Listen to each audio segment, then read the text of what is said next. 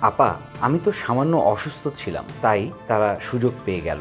নারায়ণগঞ্জে আমার সামনে দাঁড়ানোর সাহস কারও হয়নি। আওয়ামী লীগের সঙ্গে পেরে ওঠা তো দূরের কথা, বেশ হুঙ্কার দিয়েই কথাগুলো বলছিলেন শামীম ওসমান। কিন্তু পুরো কথা শেষ করার আগেই তাকে থামিয়ে দেন শেখ হাসিনা। বলেন, তুমি আর কথা বলো না, তুমি যে কি পারতা তা আমার জানা আছে। নারায়ণগঞ্জ থেকে তো সবার আগে তুমি পালাইছো, তোমার পরিবার পালাইছে তারও আগে। শামীম ওসমান আরও কিছু বলতে যাবে, এর মধ্যে শেখ হাসিনা বিরক্ত হয়ে বললেন, এখন কথা বলতে ইচ্ছে করছে না, পরে কথা বলবো। আর তুমি ভারতে কি করো? এখানে এমনিতেই অনেক নেতাকর্মী আসছে, তুমি ভিড় বাড়াচ্ছ কেন? এখানে বেশি দিন থাকলে পুলিশ দিয়ে তোমাকে বাংলাদেশে পুশব্যাক করিয়ে দেব। শামীম ওসমান কিছুটা অনুনয় করে বলতে গেলেন, আপা, আপনার সঙ্গে দেখা করতে চাচ্ছি। কিন্তু শামীম ওসমানকে পুরো কথা শেষ করতে দিলেন না শেখ হাসিনা। বললেন, এগুলো পরে হবে, আগে দেখো স্থানীয় নেতাকর্মীদের পাশে দাঁড়ানো যায় কিনা।